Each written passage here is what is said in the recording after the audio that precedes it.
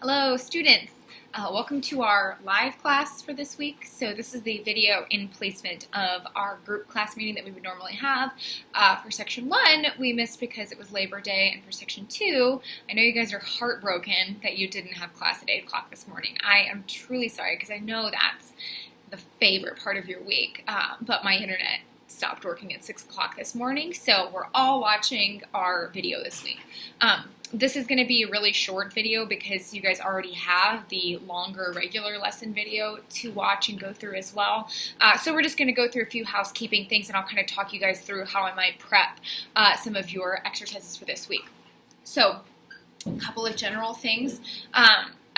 I know that, there's a lot of situations going on right now with some people have gotten sick or exposed or whatever. Just if you're able to, try to make sure that you communicate with me. That's going to be the easiest thing. If you guys have something go on and it's going to make it difficult to come to class or turn in an assignment or whatever, I can definitely work with you a lot easier if I kind of, if we're in contact and everything. So just feel free to let me know, whatever's going on, and we can keep in touch about that. For the video assignments, you guys are largely doing pretty well. Again, just, remember to do them. It's better to get half of your points than 0 points. And, even if you just turn in a few things and you just let me know, like, hey, I only had time to do this much, that's just fine. But, again, it's always better to just go for it than not. Along the lines of the video assignments, like the message that I sent out earlier this week. This week's assignment, it was very long and complicated. There was a lot of things to do, a lot of individual pieces. So know that that week was probably week 2 is, I think, the longest assignment with the most individual little elements in it. So it's not going to be that bad for the future ones. I mean, it really is not. So I know that this one was really long and really complex. So, but it is still really important to just read the assignment as you go through, and just make sure that you're checking everything off. Some people emailed about is there a place where all of the assignments are written down, and it is in the fall 2020 module, the first module on the Canvas page. There is a document that says semester assignments, 2610 semester assignments, that has every week's assignments all written down with everything that it is that you need to do. And so I would definitely recommend that you just reference that, and it's going to make your life a whole lot easier. Again, and if you miss an element or you don't do it because you're like, okay, I just don't have time to do this week, whatever, you'll still get points. I'm not one of those people that's like, oh, if you didn't do the whole thing, it's a 0. No. Well, I'll agree what you turned in. And again, you'll get more than 0 if you just do something. So for this week's assignment, you guys have the major and minor chord progressions. The 1, 4, 1, 5, 1.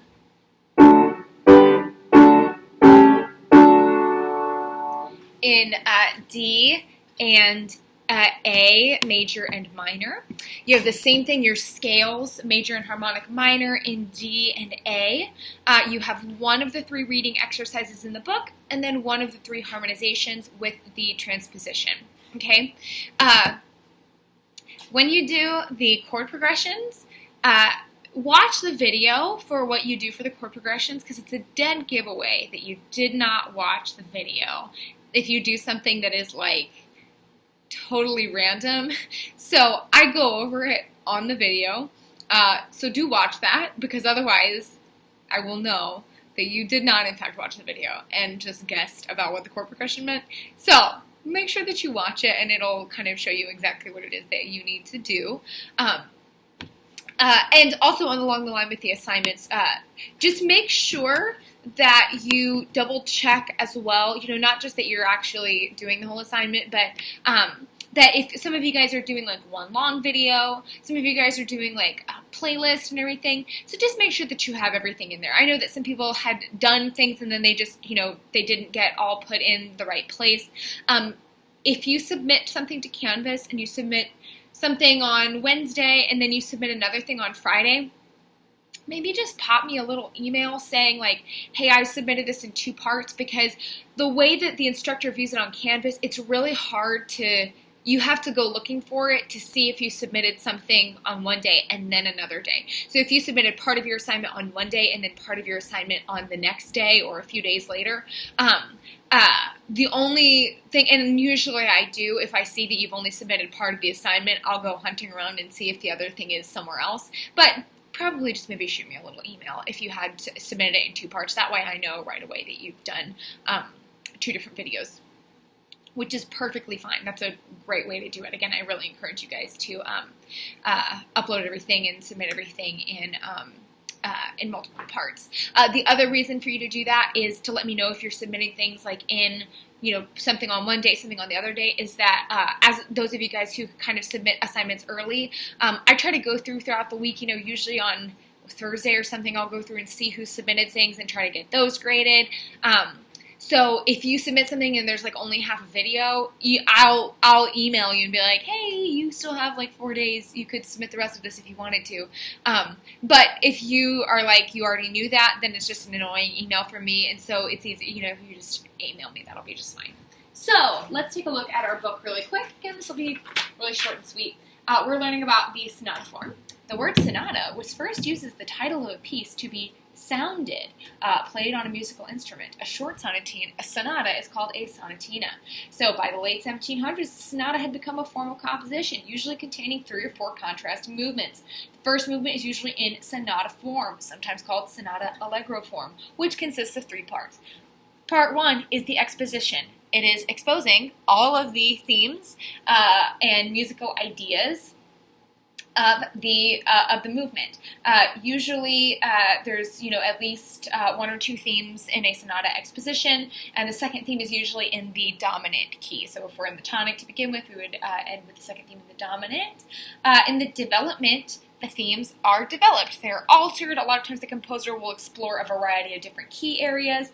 And then in the recap, the original themes come back, and they're both restated, usually in the tonic key. So if in the exposition the tonic was D major, the first theme is in D major, the second theme is in A major, in the recap they're both going to be in D major because it's coming back the whole thing in the original key, and then the movement may end with a little coda or codetta. Okay, so we're going to take a look at the Clementi Sonatina on page 42 and 43. This is the solo rep for this week. Again, this will be one of your choices for the exam. And you can go through, and one thing that I might do is just take a little marker or highlighter or something, and I know that I have one around here, and where is it?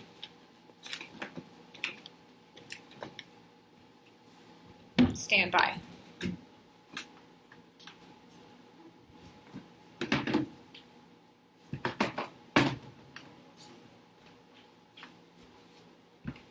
We're just going to mark the themes. So we have the first theme here at the beginning, which is this little guy.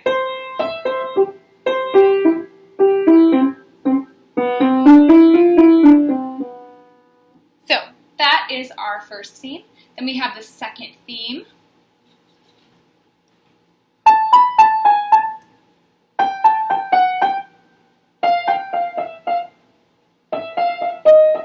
So we go through that part right there. Then we have the development through the middle here. It's a very short development because this is a very short, again, this is a sonatina, it's not a full sonata. Usually in a full sonata, like a Mozart sonata, the development or the exposition alone could be 2 to 3 pages. The development could be another 2 pages, etc. So it'd be a lot longer than this. So we have our short little development section. Then we come back with the recap. And one of the reasons why it's really helpful to go ahead and mark all of these different little ideas is to show you where the repetitions happen. It's basically the same thing as having, just a repeat sign or a da capo or something like that, because you know that if you learn the first theme, instead of only learning 8 measures, you've actually learned 16 measures of the song because it comes back in the recapitulation. So that's a really good place to invest a lot of your time because you're getting double the reward for your effort because you're actually learning more than it looks like you're learning if you just work on the beginning. Same thing with the second theme. This one is actually really, really similar, and there's only one little place where it changes. So in the original second theme, we go from starting on a D in measure 13 to a C natural in measure 14. Here in measure 31, we start on a D in that measure, and then we jump all the way down to a B natural, okay? So you're leaping down a little bit more than you did before. Then we have the coda, and this is sort of new information right here, new thematic material. Notice that the right hand is just a C major scale going up and down. So if you know how to do your C major scale, this is going to be easy, okay? So again, you don't really have to do too much with this for like an assignment this week, but it will be one of your solo rep choices for the exam. So here, we'll just go ahead and take a look. This is where you can find your D major scales on page 44 with the fingerings for everything. I have been, in general, very impressed with you guys going over and being really diligent with those scale fingerings. And it really does pay off because so many of these are so similar for a huge chunk of the scales that are exactly the same. So that's great. And we'll go ahead and skip the technique and stuff I talked about in the longer video, the actual lesson video for this week. Let's go ahead and really quickly, let's take a look at the harmonizations. And let's go through, and they have this first one written in as a Roman numerals. So let's just go ahead and really quickly mark in what these chords would be in pop chord symbols. So the one chord would be an F chord. 2-6 in F would be G minor. So let's go ahead and fill in all the one chords as F. We have that one in the first measure, the fourth measure. The fifth measure is still F. They don't have the written in. And the last measure is F. Then we have that G minor chord that happens twice. And then the 5-7 chord would be a C7 chord in the key of F. And that happens twice. So, you notice that we have a totally repeating figure here. F, G minor, C7, F. F, G minor, C7, F.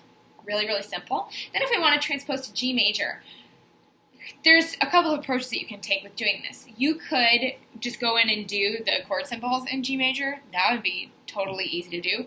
Or because we're just going up a whole step, okay, I know that my one chord, I'm just going to go up a whole step from F. That's going to be G. For all of those measurements, one chord is going to be G. That's pretty easy. Okay, a 2 chord in G major, I just go up a step from that G minor chord. Okay, that would be an A minor chord, A minor 6 chord. Same thing with the 5-7, just becomes a D7. So obviously, it's just as easy when we're dealing with really simple chords to just think about, okay, I can easily translate these Roman numerals, but sometimes when we're doing the transposition, it can really be helpful to think about, it's just the original up a step, and just thinking about moving everything up a step, melody up a step, chords up a step, everything else can just really help, especially when you're in the act of playing, just watching your hands and thinking how you're moving around, if you're going up or down, by how much and how that relates to the original, that can just be a little bit of an easier way to think about that in the moment. So, you can go ahead and do the same thing backwards on page 48, right in the Roman numerals. That could be really helpful for when you have to play this transposed, if you have the Roman numerals already written in. So, for example, if we take a look at number 2, okay, that G, that's going to be the 1 chord. So I'm going to go through and find all of the places where I have that G, and I'm going to write in my 1 chord underneath. Okay? And again, whenever they have a measure that's empty, it's just implied that you're holding that same chord. So the D7 over F sharp, well, that looks scary until you realize that, okay, if I play a G, and then I play a D7 chord with an F sharp in the bass, well, I know that from my chord progression. That's my 5-6-5. Very easy there. 5-6-5 for both of those places. Then a 5-7 when it's D7, just in root position there. And then you've got it. And that makes it so much easier when you want to transpose because you already have those Roman numerals written in, and it makes it a lot easier to translate through all of that. So we have now the instrumental accompaniment for RLE on page 49. So you're going to play the piano part and practice that. The other thing that I want you to practice is playing the B-flat trumpet part. So some people had a little bit of confusion. The transposing instruments are really hard. I did not understand them for the longest time, and now I think I understand them. I'm pretty sure. So for the B-flat trumpet part, you're just transposing down one step. So everything is going down one whole step. If you focus on it being one whole step, you could do this whole thing and just think about every note has to come down one whole step. Not one half step, one whole step for everything. And if you think about that, it will be perfectly correct. Now, it's a lot easier to just think about it being in a new key. And in this case, if we have G major is the original key, we're subtracting 2 sharps / adding 2 flats. Again, if we think about sharps as a plus and flats as a minus, we would go -2 in our key signature. So that would turn G major, 1 sharp, into F major, 1 flat. So that means that your starting note here should be C, F, E, F, G, D, G, F, F, E, D, E, F. Okay? And you're only going to have B flats throughout this one. Just because it says B flat trumpet does not mean the song is in B flat. It means that if the song was in C, it would become B flat, if that makes any sense. When that instrument is playing in C, it's actually playing in B flat. But that just means it's one whole step down. So if it's playing in G, then it becomes F. If it's playing in E, it becomes D. If it's playing in B, it becomes A, etc. And we'll talk about that a little bit more as we go along. We'll have lots of transposing instrument parts throughout the weeks for us to continue to practice this. So, and then we have our 2-part choral score reading. Again, with this one, we go over this one on the actual lesson video. Just practice each part separately, note the unisons. And if you guys have any questions, again, feel free to come to office hours. If you're in section 1, you can come to section 2 office hours and vice versa. It's totally fine if you guys have any questions, need any help, and that'll be all. Let me know if you guys need anything.